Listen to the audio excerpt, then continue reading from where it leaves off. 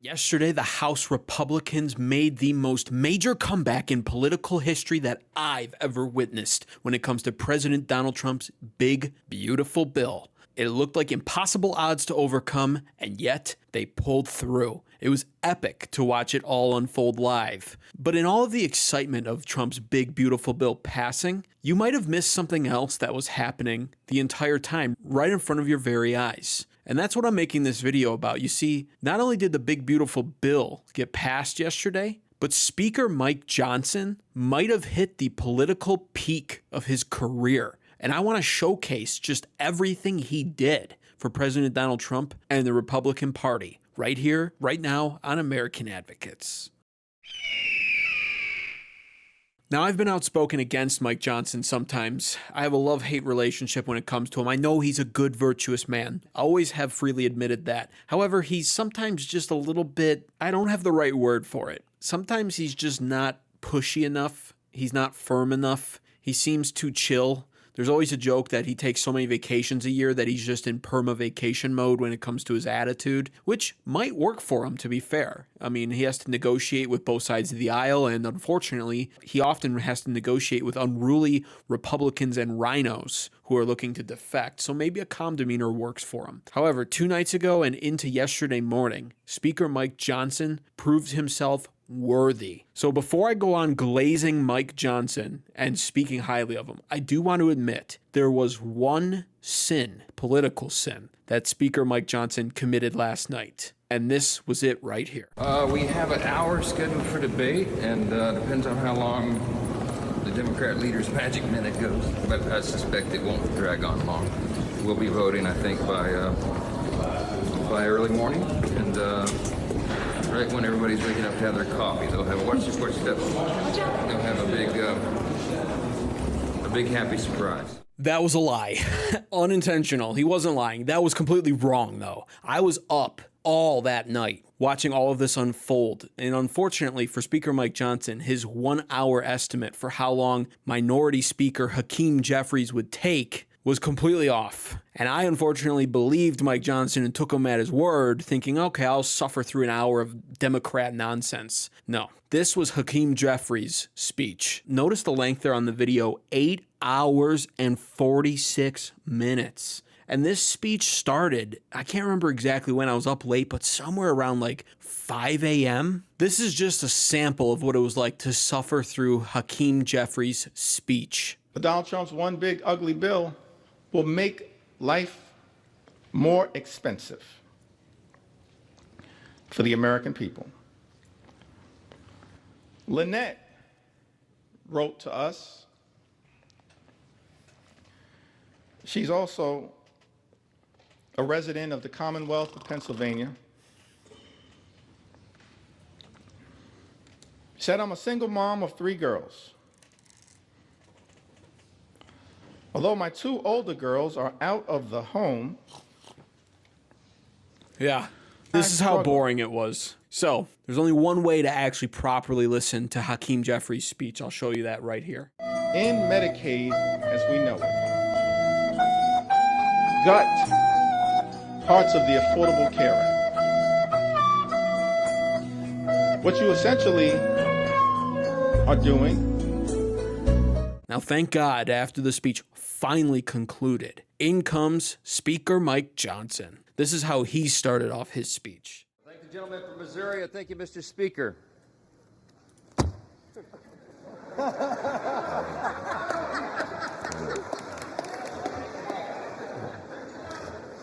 You know, Ronald Reagan said one time that no speech should be longer than 20 minutes, and unlike the Democrat leader, I'm going to honor my colleague's time and be a little more brief than that, all right? Amen. I just want to say something that many of us learned when we were children. We were taught, you know, it takes a lot longer to build a lie than to tell the simple truth. And after he got the jokes out of the way about the eternity that Hakeem Jeffries took and reminded everyone of what a smart politician does, which is not talk for 8 hours plus and bore the hell out of everybody and ruin everyone's day and make them stay up all evening into the morning and into the afternoon. It makes no difference whether our colleagues on the across the chamber speak for 25 minutes or 25 hours. They can't change the truth. And today was about performance for some of them, but today for us is about results. Results that improve the lives of Americans, regardless of their race, religion, color, or creed. It does not matter. I tell you what, Ronald Reagan used to remind us you can always trust the American people, and we do trust the American people, and they can discern the difference. What they saw on display here today is that Democrats deliver performances and Republicans deliver results. He's 100% correct. If you go and watch the Democrats and all they did to grandstand against the big, beautiful bill leading up to its final decision, it was a sheer performance. It's like watching actors and actresses feign outrage over stuff in the bill that, first of all, won't affect them enough to matter, and second of all, that they just don't care about. But finally, the most moving part of Mike Johnson's speech last night happened right here. My friends and colleagues, we are so blessed. We should not take it for granted. We live in the most free, the most successful, the most powerful, the most benevolent nation that has ever been on the face of the earth. And there's a reason for that. The reason that we are the greatest nation is because we were built on the ultimate foundation. And the bold declaration that my friend Hakeem Jeffries articulated earlier is true. We unite under that. The bold declaration that we do hold these truths to be self-evident. What is a self-evident truth? It's something that's obvious. We hold these truths to be self-evident that all men are created equal. It does not say born equal. It says created equal. And that it is our Creator. Yes, it is our Creator that gives us our rights. See, the powerful thing about that is we're the first nation in the history of the world that acknowledged that our rights do not derive from government. They come from God Himself. Now, just from that part of the speech alone, I have actual goosebumps. I don't think you can actually see it on my camera, unfortunately. But that is probably one of the most profound things I've heard a speaker say in the House. I absolutely love it. It's an excellent reminder to us all of what this country was founded upon, what it was built on, and why everything is set up the way that it's set up. But Speaker Mike Johnson went on even further than this, going into some cool history centered around all of this and taking it a step further. Take a listen. You see those words up there, that motto, it says, "In God we trust," right above the Speaker's rostrum. You know, a previous Congress put that there in the early 60s in the height of the Cold War. There's a little visitor's guide that people get when you do tours late at night. You've probably seen your constituents and visitors and friends get the guide. If you turn, I think it's about to page 21. It explains why that's there. And it says, Congress voted to put that there as a rebuke to the Soviets' worldview at the height of the Cold War. Why? Because communism, socialism, find their root in Marxism. And Marxism begins with the belief that there is no God. It's wrong. And this Congress made us stand those many years ago, and we should do it again. We're different, we're distinct, we're exceptional, because we acknowledge that right there, our motto. It doesn't say, "In government we trust." It says, "In God we trust." And we better remember that. He has blessed us with His grand experiment in self-governance now for almost 2.5 centuries. And by God's grace, we are working hard and we are delivering on our promise to make America great again. This is without a doubt the most important vote of this Congress, and I think this may be the most important vote that any of us take in our entire lifetimes. And everybody better remember it, however you vote today.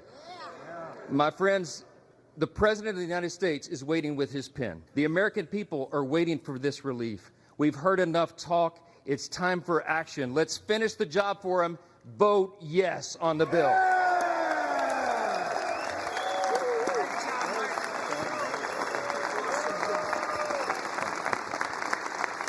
With that, I yield back. And vote they did. The Republicans would go on in a 218 to 214 final decision to adopt the One Big Beautiful Bill Act. and it is now waiting to be signed on President Donald Trump's resolute desk this evening at 4 p.m. I'm sure President Donald Trump will be live for that signing. It's going to be epic. It'll be an amazing way to kick off Independence Day 2025. And with all of that, Speaker Mike Johnson won me over for good. The next time I wind up getting frustrated with him, which I'm sure will be probably in a month or two, I will remember this in the back of my mind, and I won't be so harsh towards him. Straight up. And I want to truly summarize all that Mike Johnson did for President Trump and America yesterday. There were 5 Republicans that were extreme holdouts for this big, beautiful bill. And that number was too high. The bill literally would not have passed if all 5 of them voted no. We had Andrew Clyde, Brian Fitzpatrick, Thomas Massey, Victoria Spartz, and Keith Self, all holding out against the big, beautiful bill, all threatening to vote no for various different reasons. On top of that, we had 8 additional Republicans within the party who were undecided and at risk of also being turned against the party